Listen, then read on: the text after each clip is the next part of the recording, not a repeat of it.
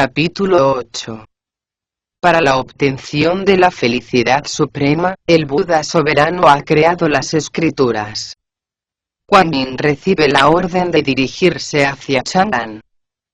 Quien sea capaz de reflexionar, se asombrará de ver que una vida de preocupaciones constantes solo conduce al vacío, a la vejez, y a la muerte. Es como tratar de hacer un espejo puliendo bloques de piedra, o amontonar nieve para llenar con ella los graneros. ¿Cuántos jóvenes caen presa de engaño tan burdo? ¿Acaso puede una pluma absorber la vastedad del océano, o una semilla de mostaza contener el monte Sumeru? Ante tales preguntas, el Dutta dorado sonríe condescendiente. Quien ha recibido la iluminación, está por encima de los 10 estadios y los 3 carros que surcan los senderos de la reencarnación. Por el contrario, el que no se esfuerza por conseguirla, está sujeto a las 4 formas de nacimiento y a las 6 maneras de comenzar una nueva existencia. ¿Quién ha escuchado bajo un acantilado sin riscos o un árbol sin sombra el canto del cuclillo saludando el alborear de la primavera? Peligrosos son los caminos de Chao-Cher y oscuras las nubes que se ciernen sobre el Chiolín, donde las voces carecen de sonido, como la catarata de los 10.000 pies, la flor de loto al abrirse, o la cortina empapada de incienso que cuelga en un viejo templo. Quien llegue a comprender el misterio de los orígenes, podrá contemplar con sus ojos los 3 tesoros y al rey dragón. La melodía que acompaña este poema Tzu, es el Suruman. Una vez que Tathagata se hubo despedido del emperador de Jade, regresó a toda prisa al monasterio del trueno, donde salieron a recibirle los 3000 Budas, los 500 Arhats, los 8 reyes de diamante y los incontables bodhisattvas que lo habitaban. Portando estandartes, balaquinos bordados, objetos valiosísimos, y flores inmortales, acudieron en filas a darle la bienvenida bajo los 2 árboles sala. Tathagata descendió entonces de su nube sagrada y les dijo: he estudiado las 3 regiones con sabiduría y el espíritu de comprensión, y he llegado a la conclusión de que la esencia de todo cuanto existe carece por completo de consistencia. A esta norma no escapan ni siquiera los seres inmateriales, ya que nada posee una naturaleza aislada. Nadie puede comprender sin ir más lejos, la supresión del mono rebelde. Al fin y al cabo son características de todo ser vivo el origen, el nacimiento, el nombre, y la muerte. Apenas hubo acabado de hablar, emitió un rayo de luz beatífica, llenando el espacio de 42 arcoíris blancos, que formaron de norte a sur un resplandeciente puente de luz. Al verlo, todos los presentes se echaron por tierra en señal de sumisa adoración. Tathagata subió entonces a su estrado de loto, por encima del cual no había ningún otro, y tomó asiento con la serenidad solemne que le era habitual. Los 3000 Budas, los 500 Arhats, los 8 reyes de diamante, y los 4 bodhisattvas, doblaron respetuosamente las manos a la altura del pecho, y se acercaron a su maestro. Tras inclinarse una vez más ante él, preguntaron: ¿quién era el rebelde que sumió al cielo en un caos, e impidió la celebración del festival de los melocotones? Un mono soberbio originario de la montaña de las flores y frutos, respondió Tathagata. Su maldad había adquirido grados difíciles de imaginar, y su poderío había alcanzado cotas imposibles de describir.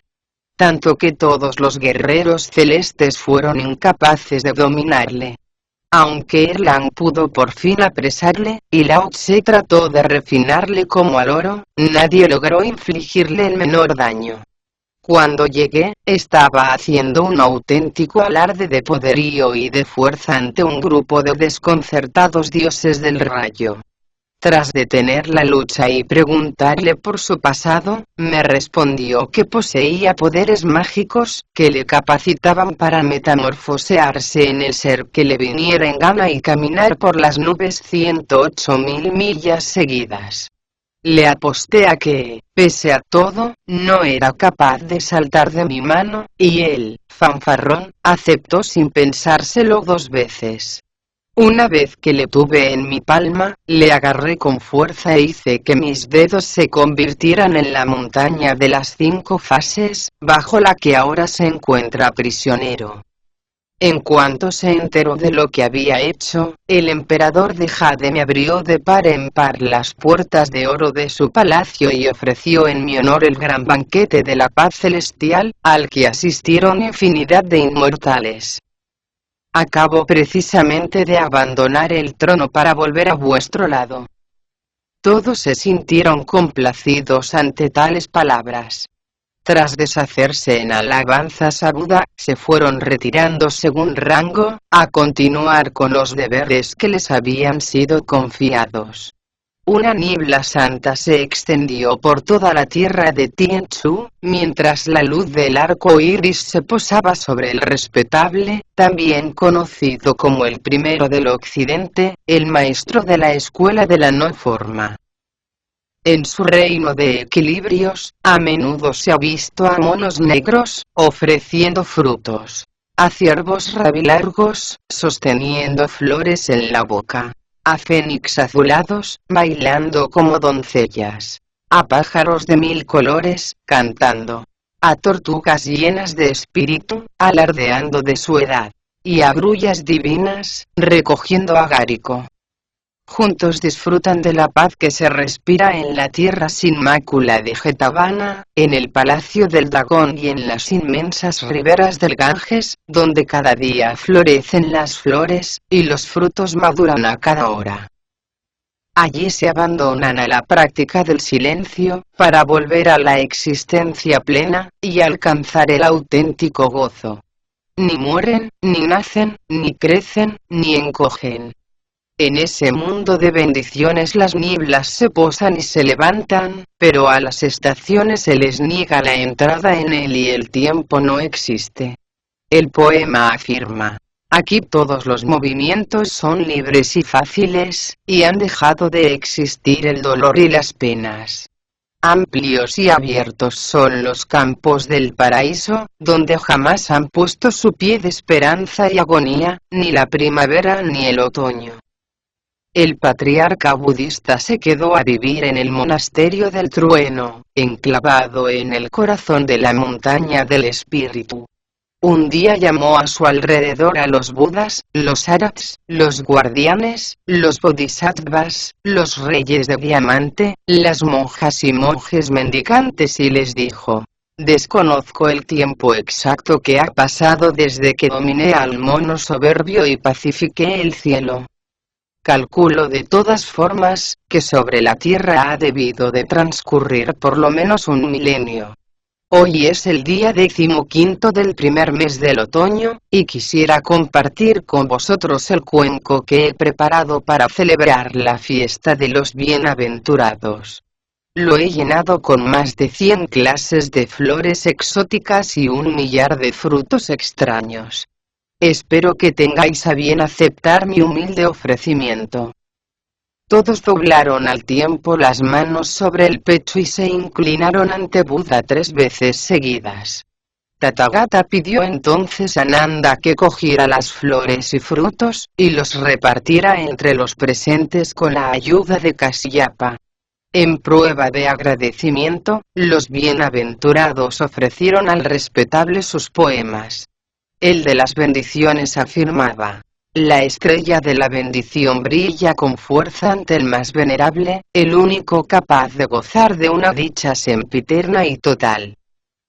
Sus incontables virtudes duran lo mismo que el cielo, de donde emana la fuente inagotable de su gozo. Sus inabarcables campos de bendición se hacen aún más numerosos con el paso de los años, mientras la profundidad del océano de su felicidad permanece inalterable durante siglos. El mundo está lleno de sus bendiciones y todo cuanto existe se beneficia de ellas. El poema de la riqueza decía: sus riquezas, como reza la alabanza de los fénix, superan en peso a las montañas, y proclaman por doquier su larga vida. De la misma forma que su cuerpo se torna cada vez más saludable, su fortuna aumenta sin cesar, esparciendo por el mundo el brillo de su paz.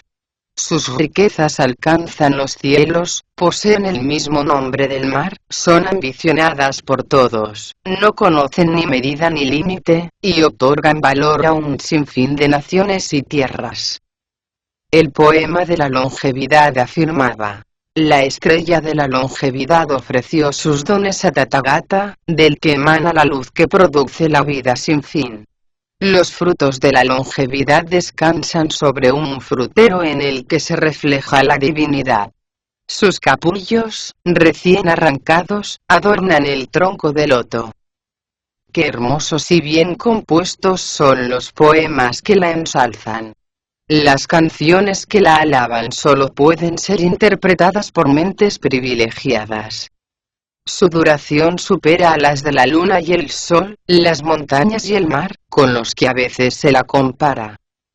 Tras ofrecerle sus poemas, los bodhisattvas pidieron a Tathagata que les revelara el misterio de las fuentes y de los orígenes. Buda abrió condescendiente la boca, y se dispuso a extender el gran Dharma, y a proclamar la verdad. Con la serena dulzura que caracterizaba todos sus actos, les habló de la maravillosa doctrina de los 3 medios, de las 5 skandhas, y del Sutra Surangama. Mientras lo hacía, los dragones del cielo bajaron de sus alturas y empezaron a revolotear en círculo, sobre sus cabezas. Al mismo tiempo, cayó sobre todos los asistentes una densa lluvia de flores. En verdad, la doctrina del Zen es tan luminosa como el reflejo de la luna en un millar de ríos, y la auténtica esencia de las cosas es tan pura y amplia como el firmamento en un día sin nubes. Cuando hubo terminado de adoctrinar a sus seguidores, Tathagata les dijo: he observado detenidamente los 4 grandes continentes, y he llegado a la conclusión de que la moralidad de sus habitantes varía mucho de un lugar a otro. Los que moran en Purva-Vidya, el del este, adoran a la tierra y al cielo y son pacíficos y honrados. Los de Uttarakuru, el del norte, aunque parecen gozar destruyendo toda forma de vida, lo hacen movidos por su propia necesidad de subsistencia. De hecho poseen una mente bastante apagada, y una voluntad llamativamente apática, por lo que en el fondo, son incapaces de hacer daño a nadie. Los de Aparagodanilla, el del oeste, no son avaros ni muestran una desmesurada tendencia a matar. Son gentes que controlan sus impulsos y dominan sus instintos. No existen por supuesto entre ellos iluminados de primer orden, pero es seguro que la gran mayoría alcanzará una edad muy avanzada. Los que, por el contrario, habitan en Jambudvipa, el del sur, son propensos a la lascivia, a las contiendas, al sacrificio de animales, y a toda clase de mal obrar. Están atrapados en las arenas movedizas de la maledicencia y en el proceloso mar de la difamación. No obstante, en mi poder tengo 3 grandes cestos de escrituras sagradas capaces de persuadir al hombre para que inicie una vida de virtud y buenas obras. Cuando los bodhisattvas lo oyeron, doblaron las manos a la altura del pecho, e inclinándose con respeto, le preguntaron: ¿sobre qué versan los 3 cestos de escrituras de los que habláis? Uno, respondió Tathagata, está lleno de Vinaya, que trata del cielo. Otro de Sastras, que hablan de la tierra. Y el último, de Sutras, que posee la virtud de salvar a los condenados. Contienen un total de 36 divisiones escritas en 15.144 rollos. Son escrituras que instan al cultivo de la verdad, y constituyen la puerta que conduce a la suprema felicidad. Yo mismo iría a llevárselas a los habitantes de las tierras del este, pero son tan estúpidos y hacen tal mofa de la verdad, que desconocen los dictámenes más básicos de nuestras leyes, y se burlan abiertamente de la auténtica escuela del yoga. Necesitamos, por tanto, a alguien con suficiente peso moral para que vaya a esa parte del mundo y encuentre a un creyente auténtico, al que pedirá el tremendo sacrificio de trasponer las 1000 montañas y de vadear los 1000 ríos que le separan de aquí, para venir a recoger las escrituras. De esta forma, los moradores del este recibirán la iluminación, y podrán gozar de tantas bendiciones como granos de arena forman una montaña, o gotas de agua constituyen la inmensidad de un océano. ¿Quién de vosotros está dispuesto a emprender ese viaje? No había terminado de decirlo, cuando la Bodhisattva Kuan Yin se llegó hasta el estrado del loto y, tras presentar sus respetos a Buda, dijo: aunque mis luces no son muchas y me considero la más indigna de vuestros discípulos, me ofrezco voluntaria para ir a las tierras del este y encontrar al peregrino que buscáis. Sorprendidos, los otros Budas alzaron la cabeza y vieron que la Bodhisattva poseía una inteligencia acrisolada en la práctica de las 4 virtudes, un cuerpo ennoblecido por la perfecta sabiduría, una orla de perlas y jade, pulseras aromáticas decoradas con piedras preciosas de 1001 especies, un pelo negro recogido en un llamativo moño que recordaba a un dragón descansando, y un elegante fajín al que la brisa hacía ondular como si se tratara de una pluma de fénix. Sobre su túnica de seda blanca resaltaba el verdor de los botones de jade, que competían en belleza con su falda de terciopelo, orlada de brocados de oro. La línea de sus cejas poseía la curvatura de la luna nueva, sus ojos parecían haber robado su fulgor a las estrellas, su rostro, pálido como el jade, emitía destellos de felicidad plena, y sus frescos labios traían a la memoria el imposible recuerdo de 2 relámpagos rojos. En las manos sostenía un florero sin mácula, del que continuamente fluía néctar, y un brote nuevo de sauce, al que el paso del tiempo no lograba marchitar jamás. Solo ella era capaz de mantener en jaque las 8 aflicciones, y así, redimir a las gentes. Grande era su compasión por el que sufre, y su fama se extendía más allá de los mares del sur, donde tenía establecida su morada, en las mismas laderas del monte Tai. Si un pobre la invoca, acude solícita en su ayuda y le libra de sus angustias. Su corazón de orquídeas se complace en el fresco verdor de los bambúes, y su natural casto se deleita con la vistaría. Es la misericordiosa señora de la montaña Potalaca, la inmortal Kuan Yin, de la caverna del sonido de las mareas. Tathagata se sintió encantado de su ofrecimiento, y le dijo: no hay persona mejor cualificada que tú para hacer un viaje como ese. Precisamente, antes de que te acercaras a mí, estaba pensando grandes son los poderes mágicos de la honorable Kuan Yin. Qué bien resultaría todo, de ser ella la encargada de llevar a cabo tan trascendente misión. ¿Deseáis hacerme alguna recomendación para el viaje?, preguntó la Bodhisattva, ansiosa por partir. Fíjate con cuidado en el camino. Procura no viajar a mucha altura, manteniéndote en una posición intermedia entre las nubes y la neblina.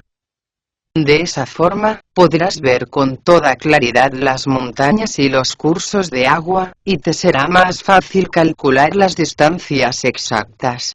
Es preciso que facilites todos los datos que puedas a la persona elegida para venir a buscar las escrituras. Aún así, el viaje le resultará difícil y peligroso en extremo, por lo que creo que mis 5 talismanes le servirán de muchísima ayuda. Se volvió a Nanda y Kasiyapa, y les ordenó que trajeran una túnica bordada y un bastón con 9 anillos de marcado corte sacerdotal. Al entregárselos a la Bodhisattva, añadió: dáselos a la persona que elijas. Si se mantiene firme en su intención de venir a por las escrituras, la túnica le ayudará a no caer en la infatigable rueda de la transmigración. Por otra parte, una vez que empuñe el bastón, se verá libre del veneno y de toda substancia ponzoñosa. La Bodhisattva se inclinó y tomó los regalos en sus manos. Tathagata sacó entonces 3 pequeñas escamas, y agregó: estos tesoros son para ti. Aunque parezcan iguales, sus usos son totalmente distintos, y cada uno posee un conjuro diferente. Con esta, por ejemplo, hay que recitar el llamado ensalmo de oro. A esta, hay que aplicarle el conocido como constrictivo. Y esta, solo se torna efectiva cuando va acompañada del conjuro prohibitivo. Si te encuentras por el camino con algún monstruo con poderes mágicos, hazle ver lo erróneo de su obrar y convéncele para que acompañe en su viaje al hombre que ha de venir en busca de las escrituras. Si se opone a convertirse en discípulo tuyo, ponle en la cabeza una de estas coronas y recita el conjuro apropiado. Eso será suficiente. La cabeza se le hinchará como una burbuja y sentirá un dolor tan fuerte que creerá que le va a estallar el cerebro de un momento a otro. Eso le hará ver la conveniencia de rendirse a tus deseos. La Bodhisattva volvió a inclinarse, agradecida, y abandonó la estancia. En cuanto se hubo marchado, Buda llamó a su discípulo Huiyan, y le ordenó que no se separara de ella en ningún momento. Huiyan poseía una enorme barra de hierro que pesaba más de 1000 libras, y cumplió con tal fidelidad el deseo de su maestro que no se apartó del lado de la Bodhisattva ni de día ni de noche, convirtiéndose de hecho en su guardaespaldas. Agradecida, la diosa de la misericordia le regaló una ramita de sauce. Dobló después la túnica de seda y se la cargó a la espalda, guardando con cuidado las 3 escamas. A continuación tomó el bastón y empezó a descender por las laderas de la montaña del espíritu. De esta forma, dio comienzo un viaje que concluiría con la vuelta de un discípulo de Buda, empeñado en cumplir su promesa, mientras el anciano de la cigarra de oro sostenía en sus manos la kandana. Al llegar al pie de la montaña, la Bodhisattva fue recibida a la puerta del templo taoísta de Yuchen por el gran inmortal de la cabeza de oro con todos los honores.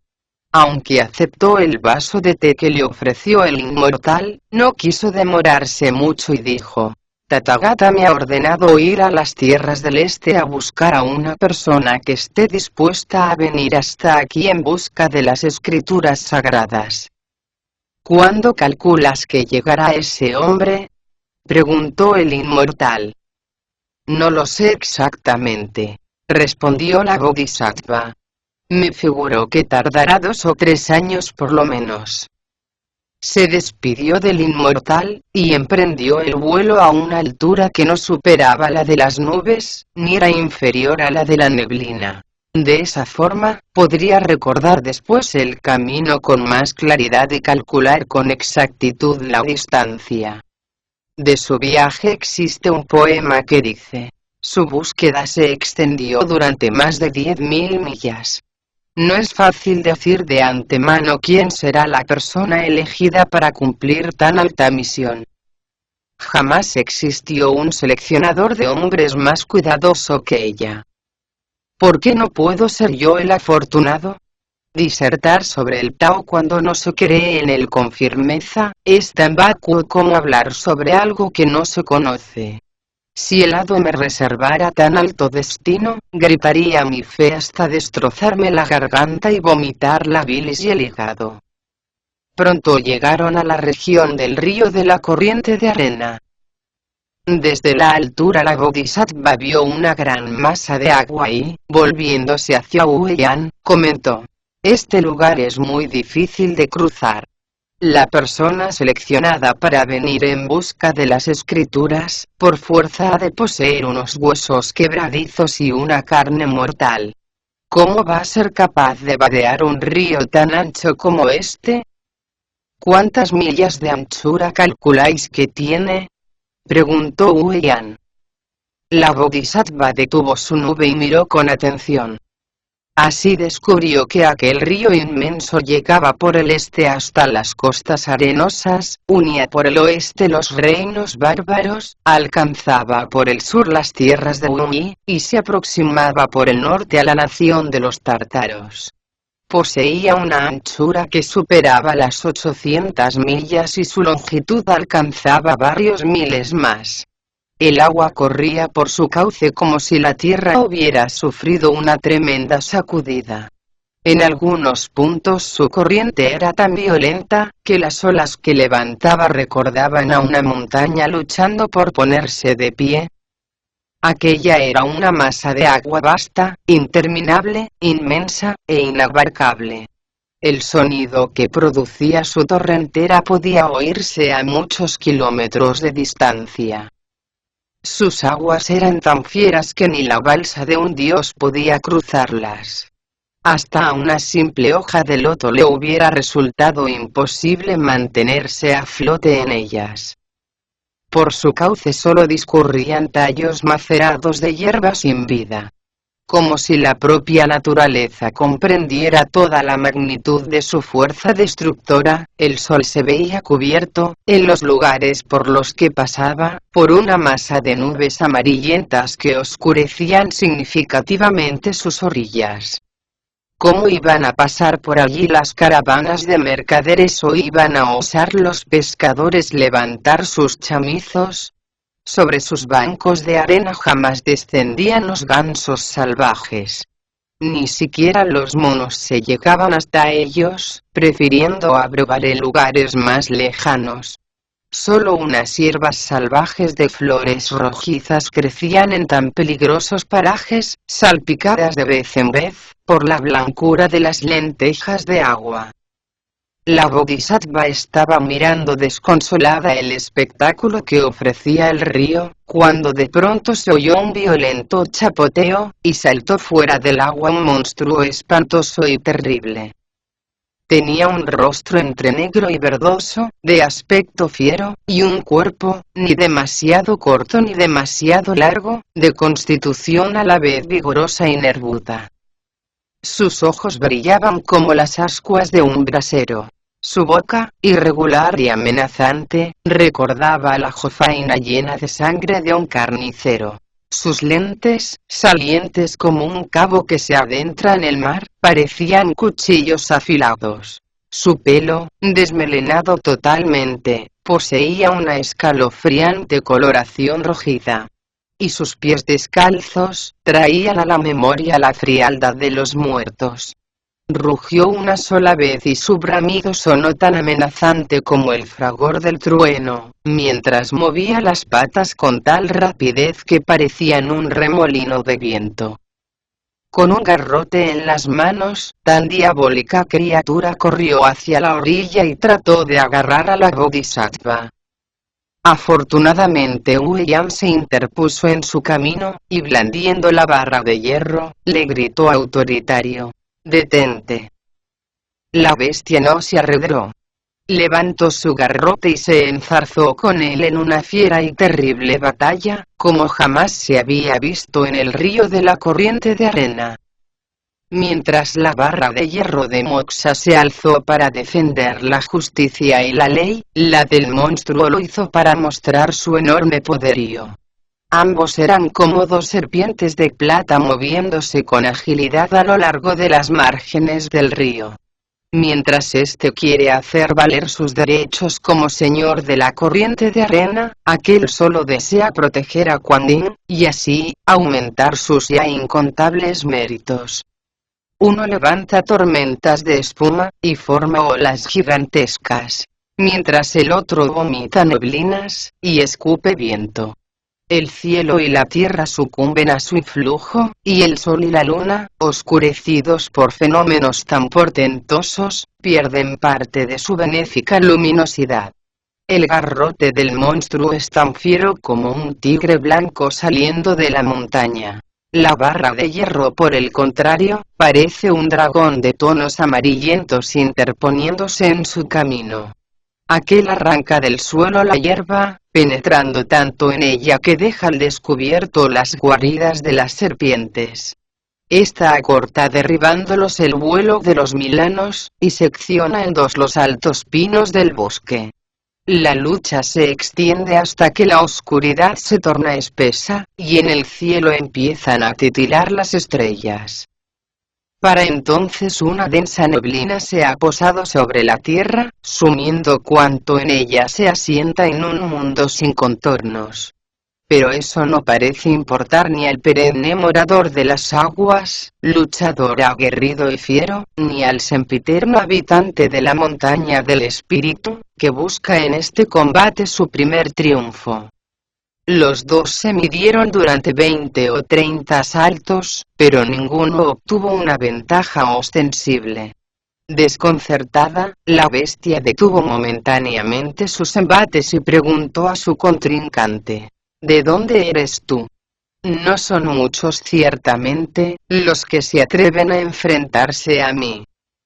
Yo, respondió Moxa, soy el segundo hijo del de Baraja Lichin.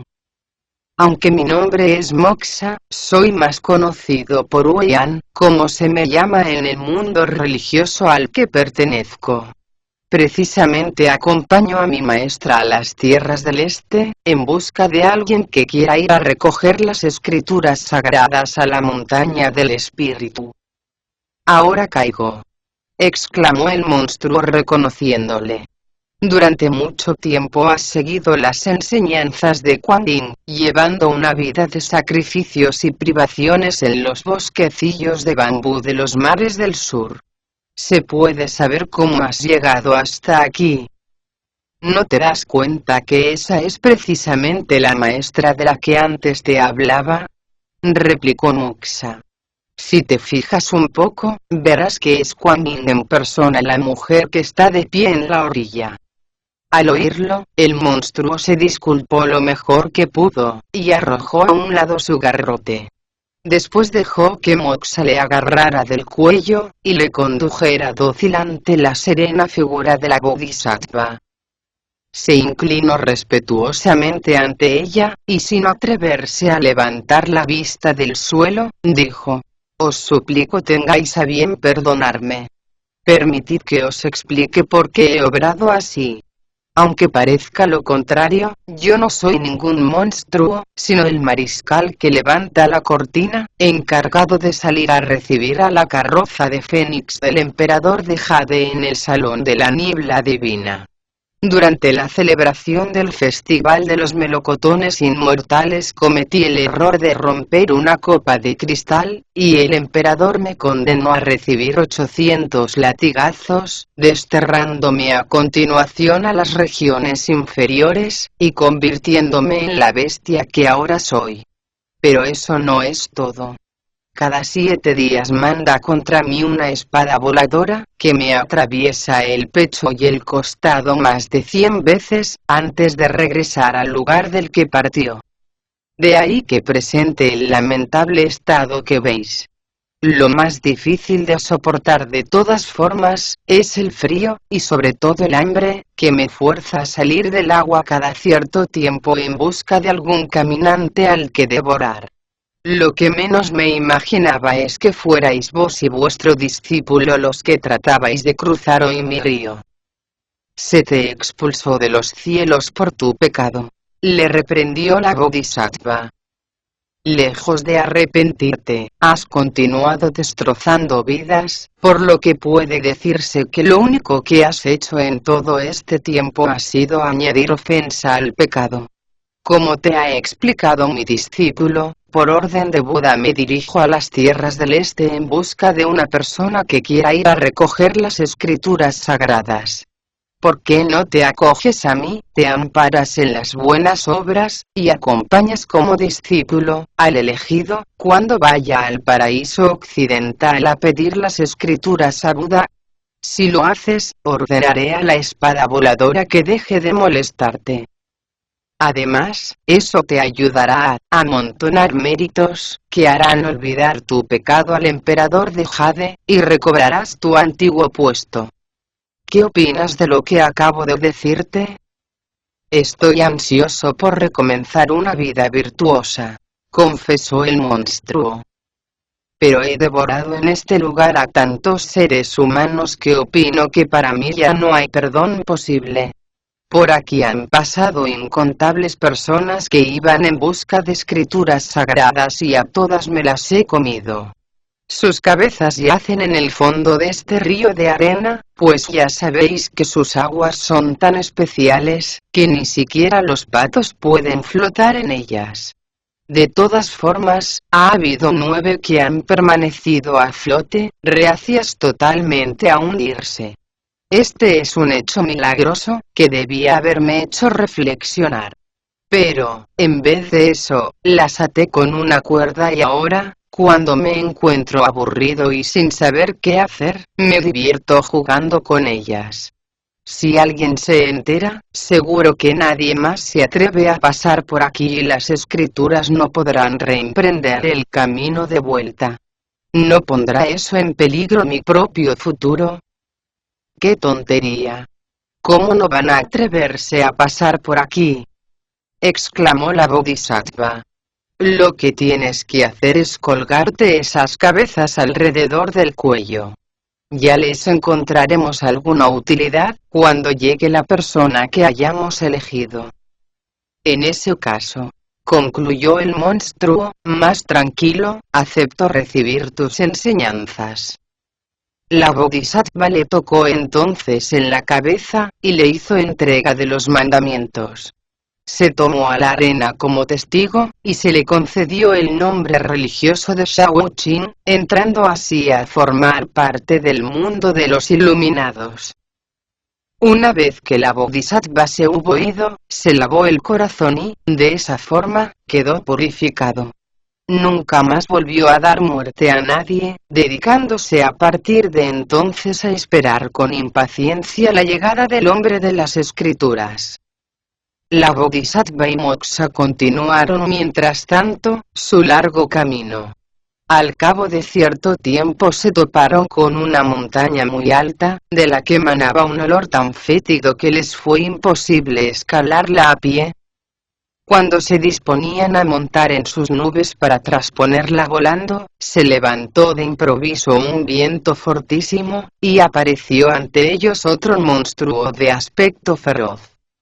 Poseía unos labios carnosos y tan retorcidos como hojas secas de loto, unas orejas tan grandes como abanicos de junco, unos ojos brillantes de torva y cruel mirada, unos dientes llamativamente separados y tan afilados como limas de acero puro, y una boca tan larga y ancha como una olla.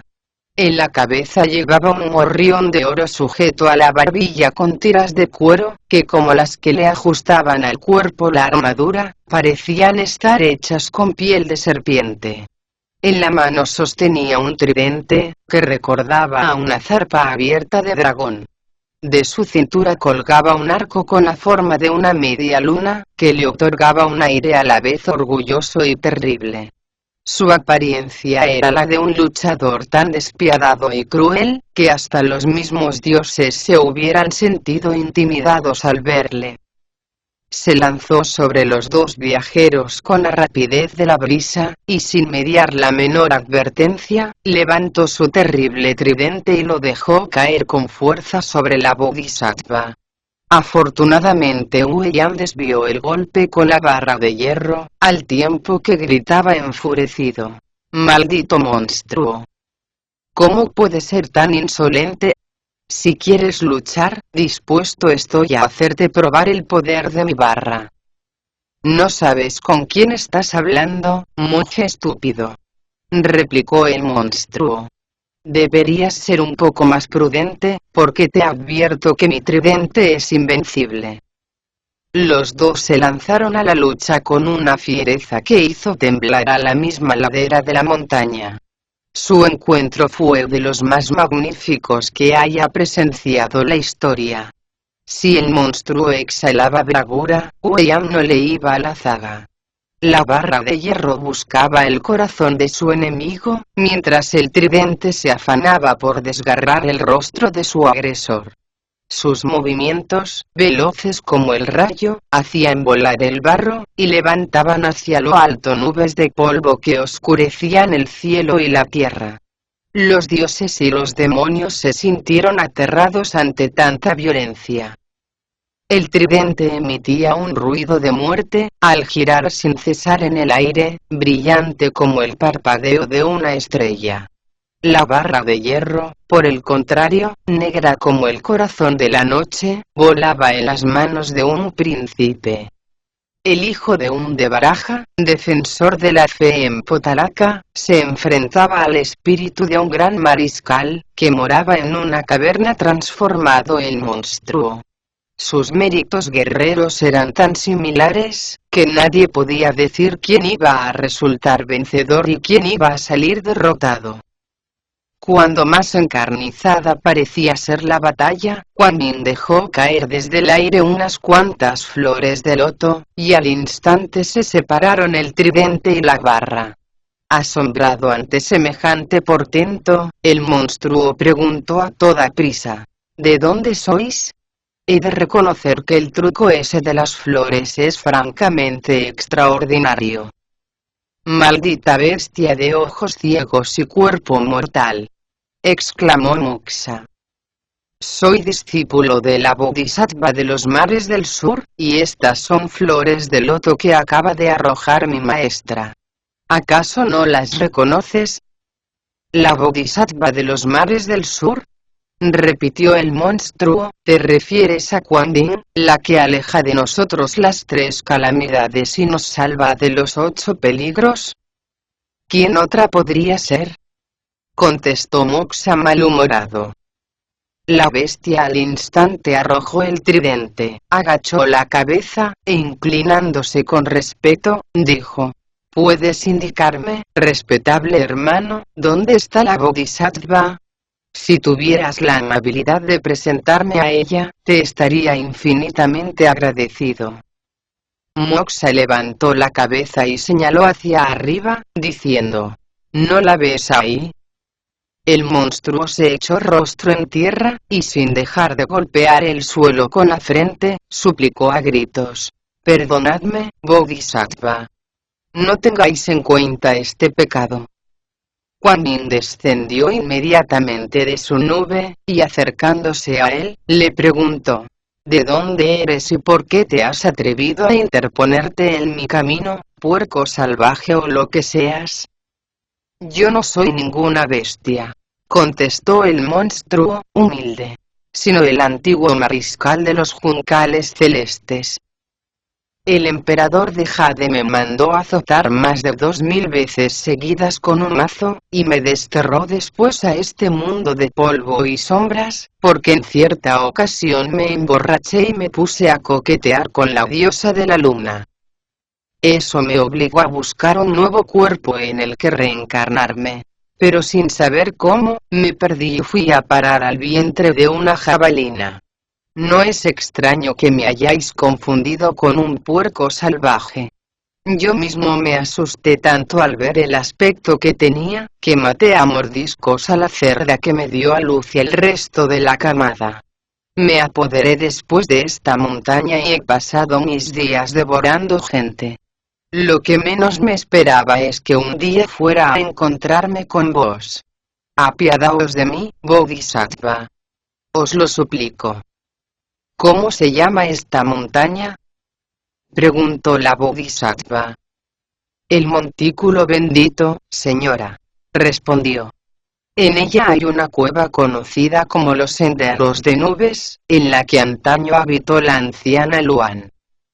En cuanto se enteró de que era un maestro de las artes marciales, vino enseguida a pedirme que me hiciera cargo del lugar, siguiendo al pie de la letra el consejo del dicho que dice: quien mora en la casa de su mujer, debe permanecer de espaldas a la puerta. La pobre murió al cabo de un año, dejándome en herencia la totalidad de la cueva. Como os digo, he vivido en este lugar durante muchísimo tiempo, pero aún no he aprendido a valerme por mí mismo y me he visto obligado a devorar a infinidad de gente. Os pido me perdonéis un pecado tan horrendo, señora. Existe un viejo proverbio que reza: quien ansíe poseer un mañana, en todo momento debe obrar con rectitud. No solo has puesto en tu contra las regiones superiores, sino que encima, te has dedicado a matar a todo bicho viviente que ha tenido la mala fortuna de pasar por aquí. ¿No comprendes que crímenes tan horrendos no pueden quedar sin castigo? El mañana. ¿Qué me importa a mí el mañana?, exclamó la bestia. Si te hago caso, lo más seguro es que termine alimentándome del aire. Si mal no recuerdo, existe otro proverbio que dice: si sigues las normas de la corte, lo más seguro es que mueras apaleado. Si respetas las leyes de Buda, ten por cierto que morirás de inanición. Así que es mejor que me dejes marchar. Prefiero seguir devorando viajeros, a convertirme en un esqueleto viviente. ¿Qué me importan a mí en definitiva, 2 crímenes más, o 3, o 1000, o 10.000? ¿Qué más da? Hay otro proverbio, replicó la Bodhisattva, que afirma: el cielo ayuda a quien está lleno de intenciones rectas. Te aseguro que, si decides volver al camino de la virtud, jamás pasarás hambre, y tu cuerpo estará más sano y orondo que ahora. En el mundo hay 5 clases distintas de grano capaces de aliviar el hambre. No comprendo por qué tienes que alimentarte de seres humanos. Al oír estas palabras, la bestia se sintió como quien se despierta de un sueño, y dijo apenada: no sabes cuánto me gustaría seguir el camino de la verdad. Pero he ofendido tanto al cielo que mis oraciones han perdido todo su valor. Si estoy aquí, trató de consolarle la Bodhisattva, es porque Buda me ha ordenado ir a las tierras del este, en busca de una persona que venga a recoger las escrituras sagradas. Si accedes a convertirte en discípulo suyo y a acompañarle hasta el paraíso occidental, ten por cierto que tus pecados te serán perdonados y no volverás a padecer ninguna de las desgracias que ahora te afligen. Por supuesto que accedo. Claro que sí, exclamó la bestia con pinta de cerdo, entusiasmada. La Bodhisattva le puso entonces las manos sobre la cabeza, y le hizo entrega de los mandamientos. Tomando después a su propio cuerpo por testigo, le otorgó el nombre religioso de Tsugunen. A partir de aquel momento se convirtió en un budista ferviente, ayunando cuanto pudo, siguiendo escrupulosamente una dieta vegetariana, absteniéndose con firmeza de las 5 comidas prohibidas y de los 3 alimentos desaconsejados, y esperando con impaciencia la llegada del viajero de las escrituras. Satisfechos por la labor realizada, la Bodhisattva y Moksha se despidieron de Hunean, y continuaron su vuelo a media altura, entre las nubes y la neblina. Al poco rato vieron a un dragón joven pidiendo auxilio, y acercándose a él, la Bodhisattva le preguntó sorprendida: ¿qué dragón eres tú, y por qué te encuentras aquí? Soy el hijo de Aohun, el rey dragón del océano occidental, respondió él. Sin darme cuenta, quemé el palacio, y con él ardieron muchas de las perlas más valiosas que escondían los mares. Mi padre envió enfurecido un informe a la corte celeste, acusándome de desobediencia grave, y el emperador de Jade me ha hecho colgar del cielo y me ha propinado 300 latigazos. Lo más desesperante, sin embargo, es que piensa ejecutarme dentro de unos días.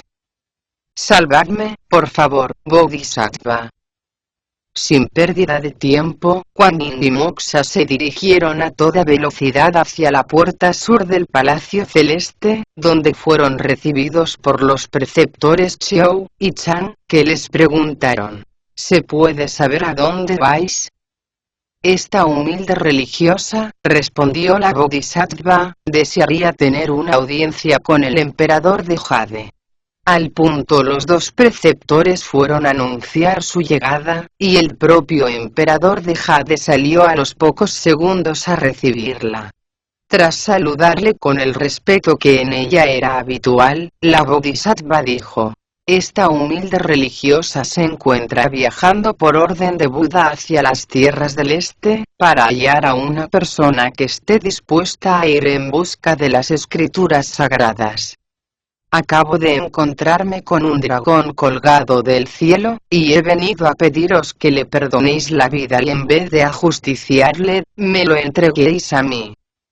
Podría ser un espléndido medio de transporte para el peregrino que voy a buscar. No había acabado de decirlo, cuando el emperador de Jade concedió el indulto al prisionero, ordenando a los centinelas celestes que le pusieran en libertad y se lo entregaran a la Bodhisattva. Kuan Yin agradeció al emperador su gesto, mientras el joven dragón se echaba rostro en tierra y golpeaba sin cesar el suelo con la frente, prometiéndole obediencia y sumisión eternas.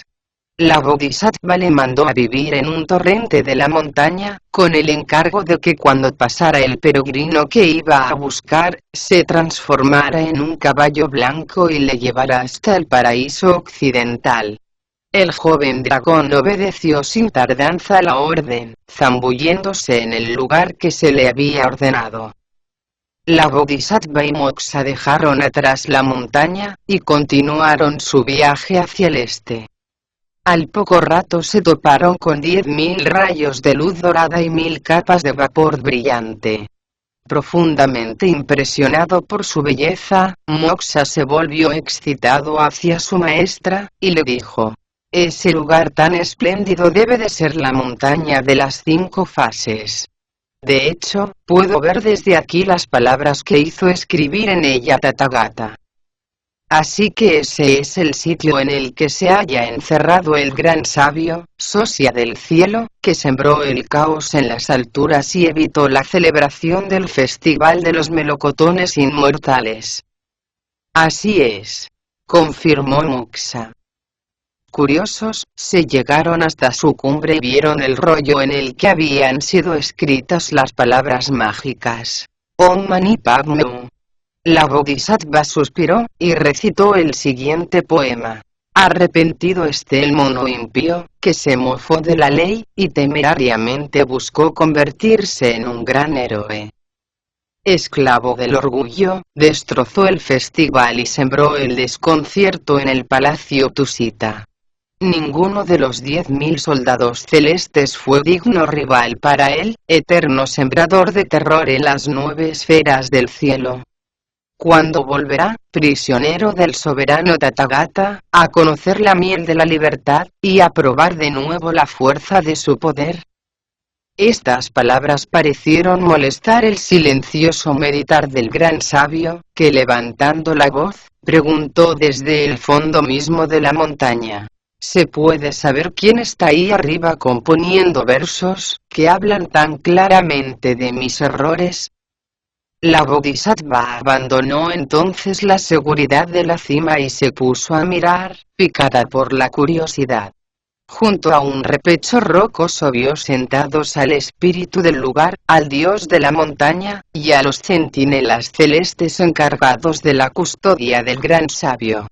En cuanto se percataron de su presencia, se levantaron de sus asientos y corrieron a recibirla, inclinándose respetuosos ante ella. Después la condujeron hasta el sitio donde permanecía encerrado el gran sabio. Agachó la cabeza y vio que estaba recluido en una especie de caja de piedra que, aunque le permitía hablar con claridad, le impedía totalmente moverse. ¿Tú, me reconoces?, preguntó la Bodhisattva. ¿Cómo no voy a reconocerte?, respondió el gran sabio, sacudiendo la cabeza y abriendo cuanto le era posible sus fieros ojos de pupilas de diamante. Tú eres la poderosa intercesora, la misericordiosa Bodhisattva Kuan Yin de la montaña Potalaka de los mares del sur. Gracias, muchas gracias por haberte acordado de mí y venir a verme. En este lugar el tiempo pasa muy despacio, y los días duran como años. Porque ni uno solo de mis conocidos se ha atrevido a llegarse hasta aquí, a hacerme una visita. ¿Te importaría decirme de dónde vienes? He recibido la orden de Buda de ir a las tierras del este, a buscar a una persona que esté dispuesta a venir a recoger las escrituras, contestó la Bodhisattva. Al pasar por aquí, me acordé de que estabas encerrado en esta montaña, y decidí hacerte una pequeña visita, y de paso descansar un poco. Tathagata me engañó, dijo el gran sabio con amargura. Llevo más de 500 años bajo esta montaña, sin poderme mover ni hablar con nadie. Os suplico que tengáis un poco de compasión, y me libréis de este tormento. Tienes que reconocer que tus pecados fueron muchos, comentó la Bodhisattva. Además, si te dejo en libertad, me temo que volverás otra vez a las andadas, y entonces tu suerte será peor que la de ahora. No, negó el gran sabio, con decisión. Ahora conozco el significado de la palabra penitencia. Apiadaos de mí y mostradme el sendero justo, ya que actualmente mi único deseo es entregarme de lleno a las prácticas religiosas. Cierto es que, cuando en el corazón de un hombre florece el más mínimo deseo, enseguida llega a conocimiento del cielo y la tierra. Si la virtud o el vicio carecieran de sanción, el universo sería en verdad injusto. Cuando la Bodhisattva hubo escuchado esas palabras, se sintió embargada por una inmensa alegría, y dijo al gran sabio: la escritura dice, una palabra justa siempre obtiene respuesta, mientras que una injusta solo encuentra oposición. Si en verdad tienes el propósito que acabas de expresarme, espera que llegue a la nación de los Tang, en las tierras del este, y encuentre al hombre que ha de venir en busca de las escrituras. Le diré que cuando pase por aquí, te ponga en libertad, y tú te convertirás en discípulo suyo. Respetarás las enseñanzas y recitarás sin cesar los 1000 nombres de Buda, dando así comienzo a una nueva vida de recogimiento y mortificación. ¿Estás dispuesto a hacerlo? Por supuesto que sí, exclamó el gran sabio. Si has de dedicarte a la práctica de la virtud, continuó diciendo la Bodhisattva, forzoso es que tengas un nombre religioso.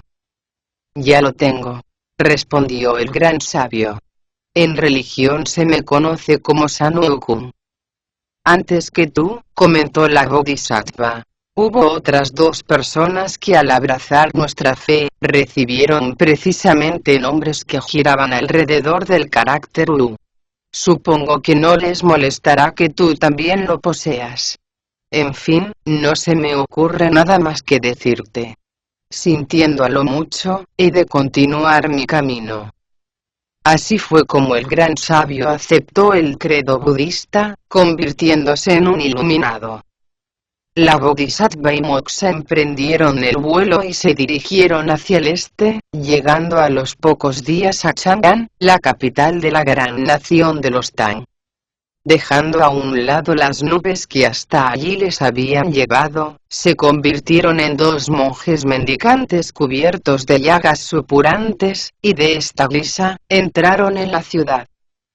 Hacía poco que el sol se había puesto. Al pasar por una de las calles, vieron el templo del espíritu local, y entraron en él. Alarmados, los demonios que guardaban las puertas y el mismo espíritu se echaron rostro en tierra y, sin dejar de golpear el suelo con la frente, les dieron respetuosamente la bienvenida. A continuación el espíritu local corrió a informar de su presencia, al dios guardián de la ciudad y a las deidades de los otros templos de Chang'an. En cuanto supieron de quién se trataba, corrieron en tropel a presentarle sus respetos, diciendo: «Perdonadnos, Bodhisattva, por haber tardado tanto en venir a recibiros». Está bien, respondió la Bodhisattva. Quedáis perdonados, pero ninguno debe revelar mi presencia en esta ciudad. He venido hasta aquí, por orden expresa de Buda, en busca de un hombre que quiera ir a recoger las escrituras sagradas. Me temo pues, que tendré que quedarme entre vosotros, hasta que haya encontrado a la persona adecuada. Calculo de todas formas, que no me llevará más de un par de días o 3. Más tranquilos, los dioses regresaron a sus residencias habituales, no sin antes aconsejar al espíritu local que, con el fin de hacer pasar totalmente de incógnito la estancia de la maestra y su discípulo en la ciudad, fijara durante unos días su morada en el templo del dios protector de la misma. No sabemos qué clase de persona eligió la Bodhisattva para llevar a cabo la alta misión que Buda le había encomendado. Quien quiera averiguarlo, deberá escuchar con atención las explicaciones que se ofrecen en el capítulo siguiente.